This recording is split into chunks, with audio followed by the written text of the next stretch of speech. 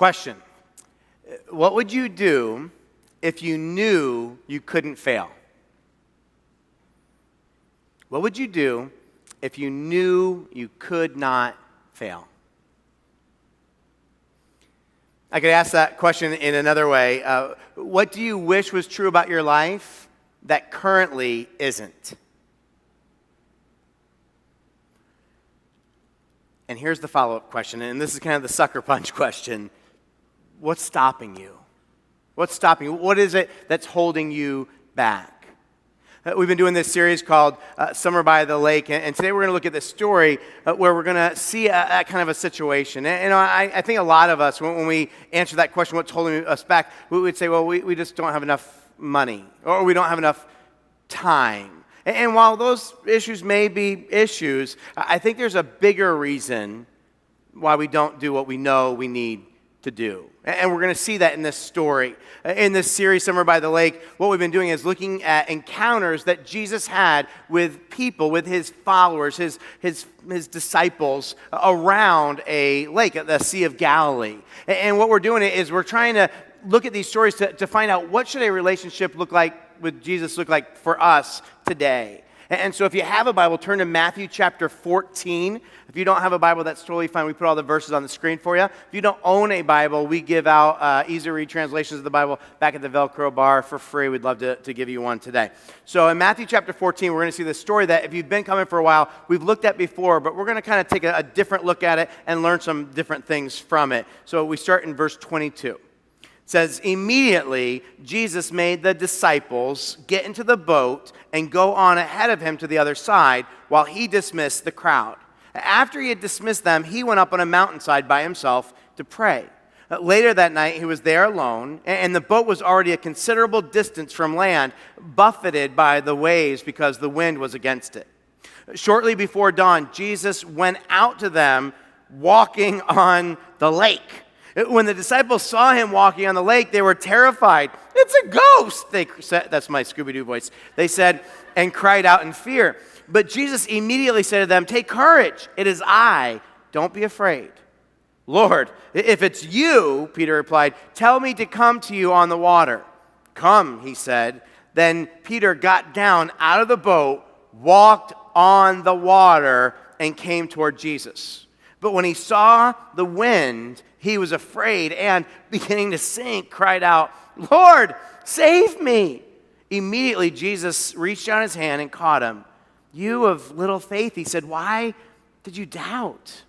And when they climbed into the boat, the wind died down. Then those who were in the boat worshiped him, saying, "Truly, you are the Son of God." You know, when it comes to our lives and the things that we wish were true, that we want to do, I think we all probably want to make a difference with our lives.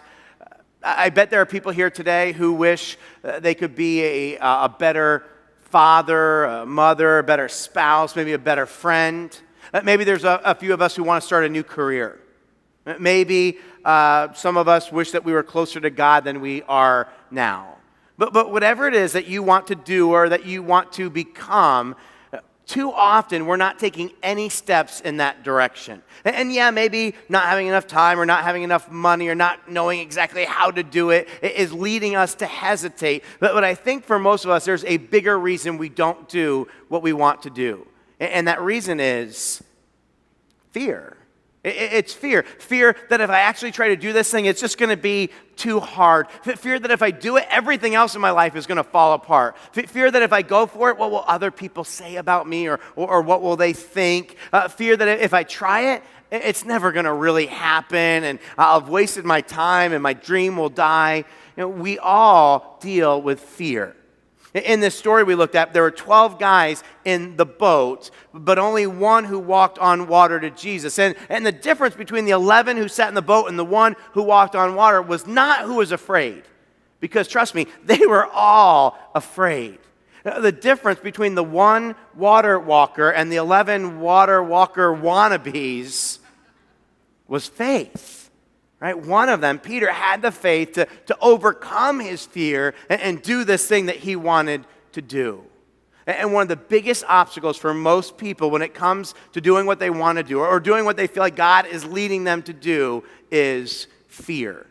Now, if you were here last week, Jeff talked about how fear can be a problem for us when life goes really bad. But here's the deal. Fear can also stop us from doing something really good. Fear is probably the number one reason people don't do what they want to do or feel like God is calling them to do, because we have these thoughts. What if I can't really trust God to help me? What if other people laugh at me or they think I'm dumb? And so the question that we have to answer in our lives is, how do we overcome our fears? How do we overcome our fears so that we can move past them and in faith do the thing that we need to do? And so I want to walk through this story of Peter and see what exactly did he do to overcome his fears. Now, I don't know if you noticed, but where his water walking started was when he said out loud what he wanted to do. And for us, the first thing we need to do is say out loud what we want to do. Saying it out loud is often the beginning point of overcoming fear and having the faith to do what we want to do. So let me ask you, when it comes to this thing that you want to do or the person you want to become, have you said it out loud yet? Have you said it out loud? Have you told anyone? Because that's what Peter did, and that's where we see his faith starting. He said out loud what he wanted to do. And can I encourage you to do the same? To say it out loud. Maybe to your microgroup, if you're in one of our microgroups, or maybe to a friend or to your spouse. And certainly I would encourage you to say it to God. And when you say it, don't put any disclaimers on. Don't say, I know this is crazy, and I know I could never do this. But no, just say it. The first step of finding faith or of growing and increasing your faith or of growing in your relationship with Jesus, of going on a real adventure with God, of doing what you fear might be impossible, is saying it out loud. When you say it out loud, especially when you say it to another person, okay, not in your shower, and you're like, okay, I'm going to do. No, like to another person, man, your faith will start to grow, because when you hear it said and you see that person's reaction, you're going to start to think, maybe it's not as impossible as I've made it out to be. And now you've got another person who can encourage you and support you and hold you accountable. And what you find is when you say it out loud, faith starts to grow.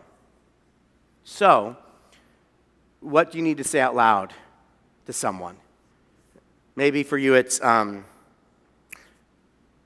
really want to start a business that I feel like it would help a lot of people. I want to touch the lives of other people by serving in a way that I never have before.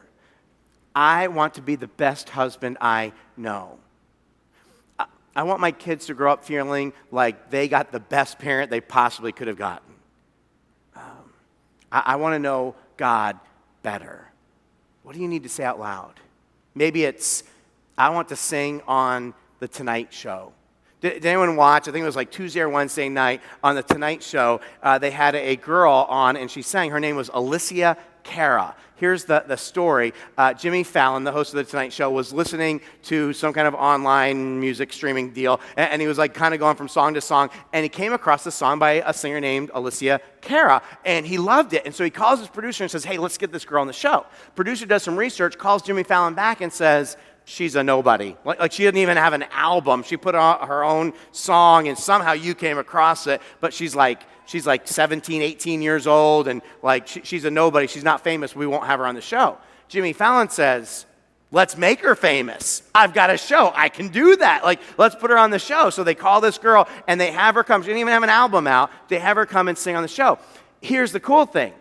2 years ago, she was on a tour, just a public tour that you and I could go on, of the Tonight Show studio. And what they do on this tour is they have you walk across the stage, and everyone gets to stop for a moment where Jimmy Fallon does his monologue, so you can see this is where he stands. And she stood there, and she turned to her parents and said, I am going to sing here one day.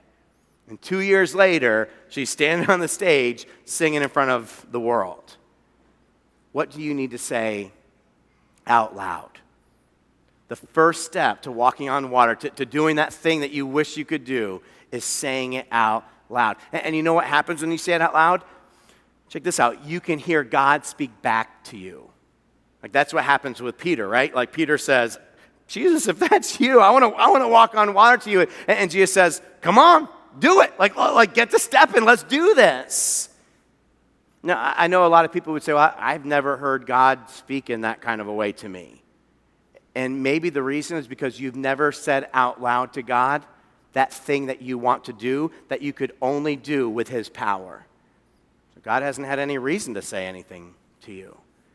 Say it out loud, and your faith will grow. So Jesus says, come on. And Peter does the next thing that you have to do. If you're going to get out of the boat, if you're going to do that dream of yours, he takes a step. Can you imagine being in a boat looking at this body of water and actually putting your foot down and realizing you might go down like that video we saw earlier? He takes a step. And when it comes to what you really want to do, you have to do something. You have to do something. You can't just sit there and wish things were different and dream about your future. You have to do something. There are so many Christians who will come to church every Sunday and they hear the sermon. And a lot of these Christians will even go home and read the Bible on a daily basis. And all that is great. It's really important. But they never really change. They never really experience the power of God, an adventure with God. And the reason is because information is not enough. Information alone does not transform a person. To be transformed, you need information, and then you have to take action on that information. Problem is, it's hard. Right? There's fear. And you feel like, well, I just don't have the power to do this. I want to do this, but I don't have the power to do it. But here's the deal. God calls us to take a step, to get out of the boat despite our fear, and he makes a promise to us. The promise that God makes in the Bible repeatedly is that he will give us the power, listen, when we do. Not, he will give us the power before we do. No, what God says is, I'll give you the power when you take the step. And we see this all throughout the Bible. So like back in the Old Testament, there's this time where the Israelites have to cross the Jordan River. Big problem because the Jordan River is this massive, big waves river. And so like, there's no way we can get across this river. What are we going to do? And God tells them that he will get them through the river, but first, they have to take a step into it. Let me help you check this out. In Joshua chapter 3, verse 13, it says, and as the priests who carry the ark of the Lord of all the earth, set foot in the Jordan, its waters flowing downstream will be cut off and stand up in a heap. In other words, you will experience God's power if and when you take that first step. See, these people, they may have known about God's power. They may have heard stories about God's power. But they had never experienced God's power for themselves. And now they had the chance. But God wasn't going to exert his power before they took a step of faith. That would have made it too easy on them. God says, if you take that step of faith, then I'll bring my power to bearing and I'll allow you to do what you need to do. And so the question became, are they willing to get their feet wet first? Are they willing to start walking into this river, doing what might seem ridiculous, trusting that once they do, God's going to part this river? We see it all throughout the Bible, that God grows people's faith by asking them to take the first step before he's done anything. And once you take that step, that's when God acts. So like there's this guy in the Old Testament named Naaman. Naaman has a disease, and he goes and he wants to be healed of his disease. And instead of just like God, kind of snapping his fingers, what happens is God gives him this message. You need to go and wash your body in this river 7 times, and then you'll be healed. And so the question for Naaman is, will he do what God's asking him to do before he's healed, before he experiences God's power, right? There's another story where there's a guy named Gideon. Gideon is asked to lead the Israelite army into a battle. They have 32,000 fighting men. And God says, hey, before you go into this battle, I want you to narrow your numbers down to 300. And so he tells Gideon, I want you to be ridiculously outnumbered in this battle, and then you can go into it because I will come through for you, I will give you power, and you will win the battle with 300 men. And so the question is, will Gideon do this thing that seems ridiculous, believing that if and when he does, God will bring his power into his situation? I know people who believe in Jesus, and I think sincerely are trying to live their lives for him, but they would say, I've never really experienced God's power in my life. Why?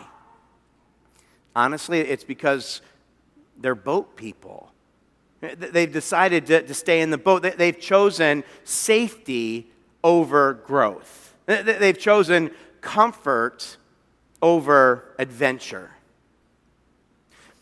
Do you want to know whether you're a boat person or a water walker? Because there's one question to ask yourself, and it just helps you. In that moment, you go, now I see. Here's the question.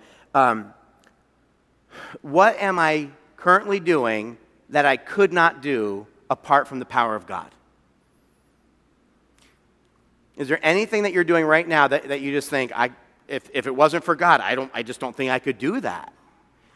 If you had asked Peter that question, he would have said, yeah, I'm walking on water. Like, if God doesn't come through for me, I'm going to sink in it, right?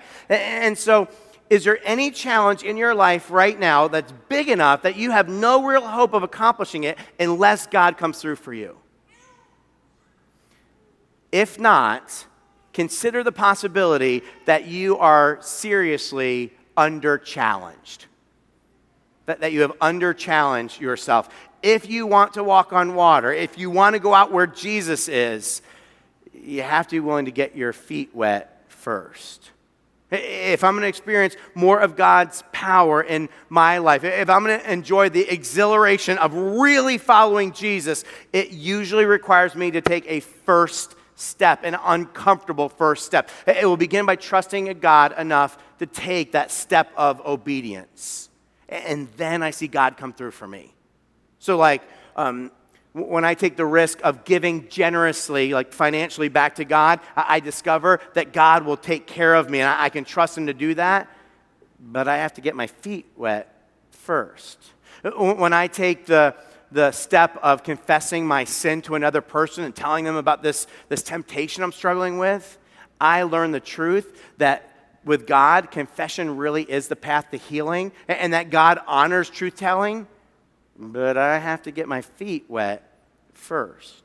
When I decide to use my gifts to serve in the church, I get to know the joy of getting used by God for a bigger purpose, but I have to get my feet wet first. When I take the risk of joining a microgroup or approaching a friend of mine and asking them to hold me accountable in some area of my life, I discover that God will put me on a path of growth like I've never known. But I have to get my feet wet first. See, there's no shortage of power with God. There's just a shortage of people who are willing to get out of the boat. And if you're going to overcome your fear and walk on water, you have to take the first step.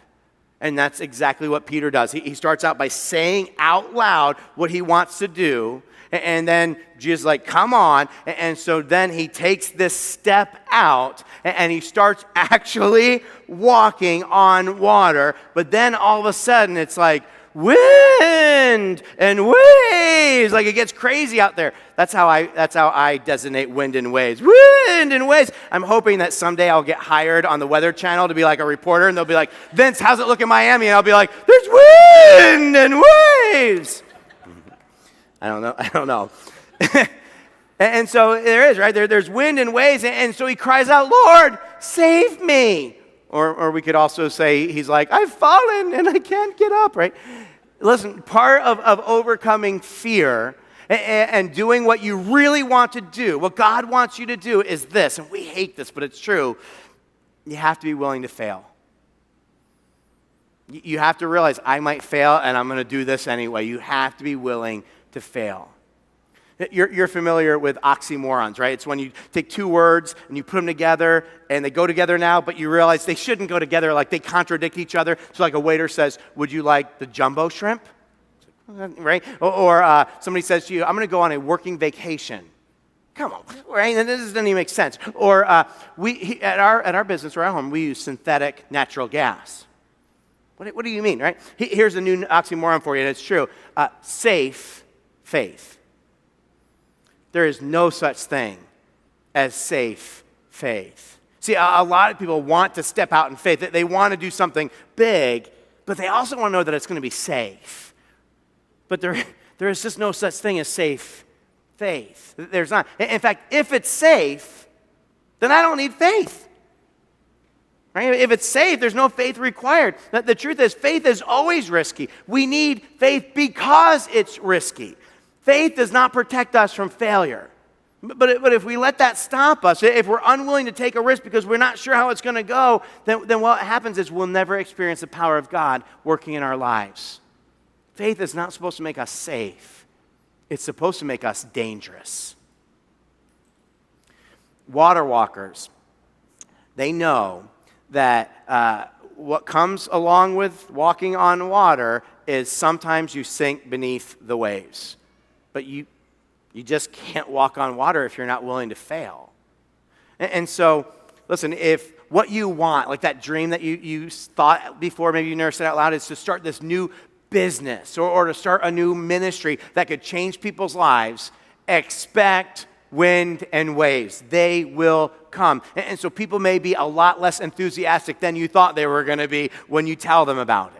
Or if you want to repair a strained relationship, and so you're like, okay, I'm going to go for it. And you take that step of faith, you go to that person, expect wind and waves. That's what happens. Maybe they're going to be skeptical of your motives, or they're going to kind of give you pushback on restoring that relationship. Or if what you want is you want to serve and you really want to help others in a way that you never have before, expect wind and waves. People may not appreciate it like you thought they might. People may not even notice what you're doing, and you're like, doesn't anybody care?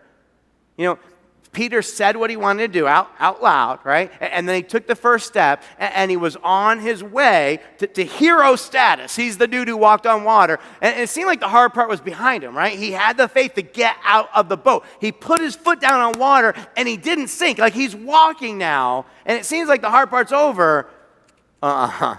Then he saw the wind. And that interesting phrase says he saw the wind. You can't see wind, right? What really is happening, he's walking on water, but what he's seeing is all the dangers, and his mind starts catching up to him, and he's like, what am I doing? And he saw the wind, and he saw the waves, right? So even for people who have that courage, that faith to get out of the boat, it's still going to be a hard journey. There's still going to be wind and waves. And so we get the courage to say it out loud. We take that first step. We're out of the boat. Then reality will set in. And there will be wind, and there will be waves. And you know what? That's not what you hope for. Right? When you get out of the boat and you go for it, you're just like, I hope this is just perfect and everything's amazing. You don't want to start sinking, but you know what it is? You know what that is? It's life. That's the way life is. You know what else it is? It's an adventure. I love what Helen Keller said. It's one of my favorite quotes. She said, life is a daring adventure, or it's nothing at all. Isn't that good? I bet if I asked you, how many of you want an adventure? Do you want an adventure in life? I bet we'd all raise our hand. Here's the problem. Look up the word adventure in the dictionary. Do you know what the definition is? It's a journey fraught with danger. It's like, well, wait a second. I want an adventure, but I don't want danger. I don't want it to be that I could actually fail out in this. But listen, if there's no danger, you can't fail. But if there's no danger, you can't have an adventure. It doesn't work that way. And following Jesus is a daring adventure, or really it's nothing at all. And if being willing to fail sounds like a bad idea to you, remember what Peter got to experience that others didn't. I mean, there is this bad moment where he starts to sink, but only Peter knew the glory of walking on water. In the history of the world, God himself in the person of Jesus and Peter walked on water. He's it, right? He alone knew what it meant, what it felt like to find yourself capable of doing something that you can't do on your own, and you're only doing because God is empowering you to do it. He got to experience that. And even when he started to sink, Peter alone that day found out and experienced that when you start to sink, Jesus is right there to rescue you. He got to experience that as well, right? Peter learned that when he sank, Jesus was fully adequate to save him. And listen, we all need to get out of the boat, because if we don't get out of the boat, we'll never experience all of that. So I've been thinking this week about this, getting ready to share this message with you, and I generally think of myself as someone who is very willing to fail. So like for instance, I left a big, successful church that I started in Virginia to move to Las Vegas and start a brand new church. And everybody told me I was crazy. People don't do that. If you succeed, stay with your success. They're like, that's nuts, it's stupid. But I did it anyway. And not only in Las Vegas, but like in the middle of the city, I had all these pastors from Las Vegas out in the suburbs saying, in Las Vegas, we've all learned a lesson. You can only succeed in the suburbs. Get out there. Don't be around the middle of the city. And we said, no, we're going to go in the middle of the city. And they said, you'll fail. And we said, you know what? If we fail, at least we got out of the boat. We got out of the boat, right? And so I generally think, like, I'm not somebody who struggles with this fear thing. And this week I was thinking about it, I realized I do. And here's how. So Darren mentioned earlier, I've got this book, kind of 2 books coming out on Tuesday. Let me tell you a little bit of the history with that. So I have always loved to write. Since I was like little, I've loved to write. And since I was little, like writing a book would have been a dream of mine. So about 10 years ago, totally out of the blue, a book publisher contacts me and says, will you write a book for us? And so immediately I said, no, I won't. Why?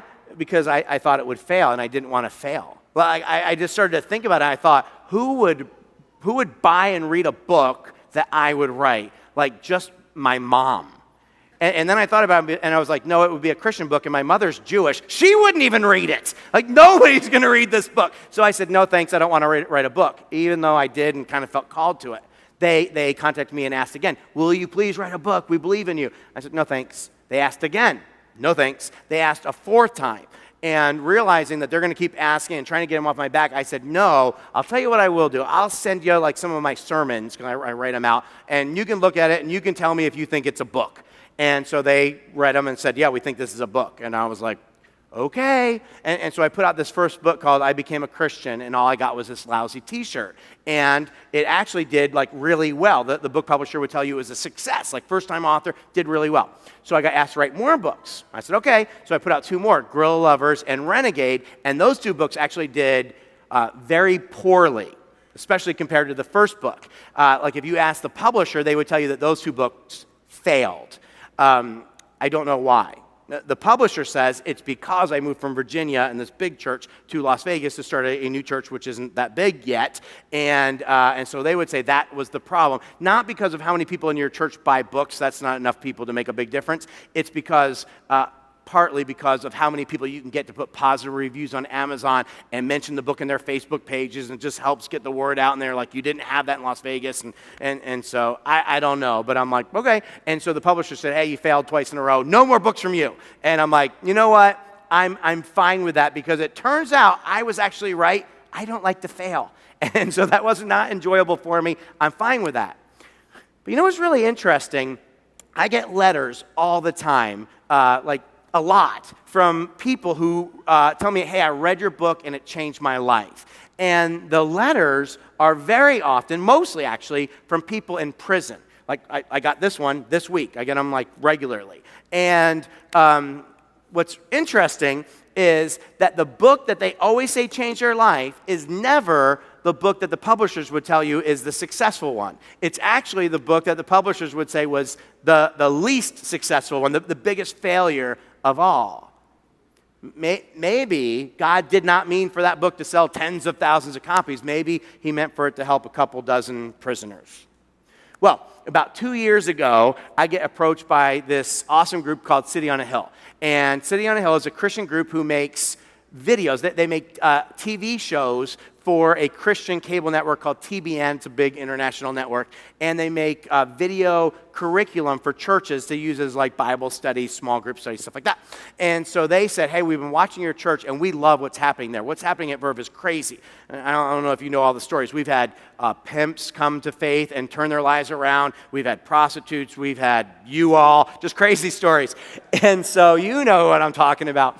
And so they said, like, there's not a lot of churches in the world where this kind of thing happens. We would love to make like a six video series about your church, some of these awesome stories that will be on TV on this Christian channel TBN, and we'll give them to churches to use as a small group curriculum. And so we were like, oh, okay. So we decided to do that. Then I get a call from a publisher, and the publisher says, hey, if you're going to have this TV show, why don't we write a book that goes along with it? And I'm like, but I thought, no more books from you. And they said, yeah, but if you're going to have a TV show that comes out first, that will generate a big audience for the book, and the book will not be a failure, it'll be a success, so write a book with us. And so I was like, okay, I guess. And so I felt like, all right, I'm getting out of the boat again. I am not crazy about this feeling. I don't like that feeling of putting my foot down on water, but we'll try it. And so we filmed the TV series, and I wrote this book, God for the Rest of Us, and the book comes out this Tuesday, and the TV show hasn't started yet. It's going to come on. It's going to be out in the next couple of months, but it hasn't started yet. And so now the book publisher is calling me and saying they're frustrated, they're disappointment, and this book will be a failure. And I said, but the TV show is going to be on. It's just going to be on like a month or two later. And they said, it doesn't matter. You don't understand how books work. Like, once the book's out, it's too late. Like this was a disappointment. It's a failure. Wind and waves.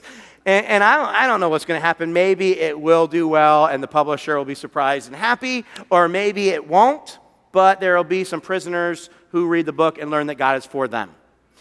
Maybe the book will walk on water, and maybe you'll blub, blub, blub, sink. I don't know, but here's what I do know. At least I got out of the boat, right? And listen, because I got out of the boat, and I know this from experience, I'm going to get to watch and see what God chooses to do with that book.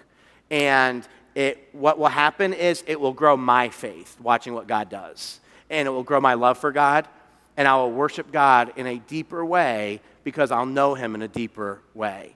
And listen, worshiping God is the point. That's the whole point of our lives. And that's always what happens when you get out of the boat. When you get out of the boat, no matter what happens out there on the water, turns out you'll never be the same. And that's part of the reason you need to get out of the boat. God's calling you out of the boat. And I wonder, what do you need to do? What is God calling you to do? Is there a book that you're supposed to write? Is there a business that you want to start? Is there a ministry that you want to volunteer in, or you know you should? And maybe there's a ministry that you feel called to lead and you just haven't. Maybe you're being called to become more generous, or to restore a broken relationship, or to talk about your faith to one of your relatives who's an atheist. It's scary, right? Because there's wind and waves. But you need to get out of the boat. You really do. And if and when you do, what you'll realize is that God can actually empower you to walk on water. And if you do start to sink, you'll learn that Jesus is right there to rescue you. And it's okay. And so your faith will grow, and your love for God will grow, and you'll find yourself being able to worship God in a deeper way. And worshiping God is the point. You know, that's always what happens when you get out of the boat. It always leads to worship. That's exactly what happens in this story, right? Peter gets his nerves up. He's walking on water, wind, waves. He's sinking. And then Jesus and Peter get back in the boat. And how does the story end? Verses 32 and 33. And when they climbed into the boat, the wind died down. Then those who were in the boat worshiped him, saying, truly, you are the Son of God.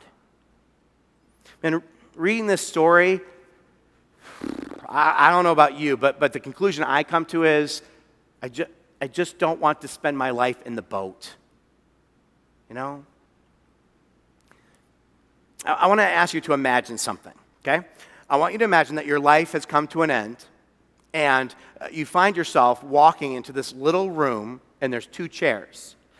You soon discover that one chair is for you, and the other chair is for God. And God has a DVD, and there's a DVD player. You'd think it would be Blu-ray, but apparently the technology has not been updated in heaven yet. But as God gets this DVD out, you notice what it says on it. It's your name, and under your name it says, what might have been. And so he puts the DVD in, and you and God sit together, and imagine you and God watching all the things that God might have done with your life if you had just let him. Imagine seeing what God could have done with your financial resources if you had just trusted him enough to be generous in giving back to him. Imagine seeing what he might have done with your abilities if you had just dared to use them and to serve others with them. Imagine what he might have done in your relationships if you had just trusted him enough to be fully truthful and fully loving in all those relationships. Imagine what God might have done with your character if you had trusted him enough to confess your temptations and sin to a trusted friend and to pursue growth. I don't know that God's going to actually make us watch a video like that. I hope not. But I do know that I don't want my life to end with regrets. You know, I want to live the life that I was meant to live. I want to get out of the boat and I want to walk on water. How about you? Listen, Jesus is still looking for people who are willing to get out of the boat and follow him. He's still looking for people who dare to trust him enough that they refuse to allow fear to have the final word with them. Will you overcome your fear? And will you take that step of faith? What is it that God's calling you to do? What would you do if you knew you couldn't fail? What do you wish was true about your life that currently isn't? Life is a daring adventure, or it's nothing at all. So let's go big. Really, like let's get out of the boat. Let's take some risks and follow Jesus wherever he wants to lead us. Now let's pray about that right now. Let's pray. God, here's what I know about me, and my guess is this is true probably for a lot of us. I've heard messages like this before and gotten inspired and said, yeah, that's right, and then gone home and done nothing about it. Because when I get home, I start to see the wind, and I realize, well, but there's money involved, but I don't know how I'll have enough time for that. And I know what he said, but I don't know that I could actually be a person who could do that. And I just kind of get discouraged, and I stop. God, I pray that today would be different, that we would decide, you know what, I'm not going to live my life in a boat and die with regrets. I'm not going to wonder what might have been. I'm going to take my chances. I'm going to go big, and if I sink, I'm going to trust that God will rescue me. So God, would you help us to maybe even today, to say out loud to you and to someone what it is that we want to do, what we feel called to do by you. Would you help us to figure out what's a first step I can take in that direction? I need to start creating some momentum. Help me, God. What is the first step? And God, would you help us be willing to fail? We might, but we'll know that we dared to do something big for you. And we know that you'll be there to rescue us.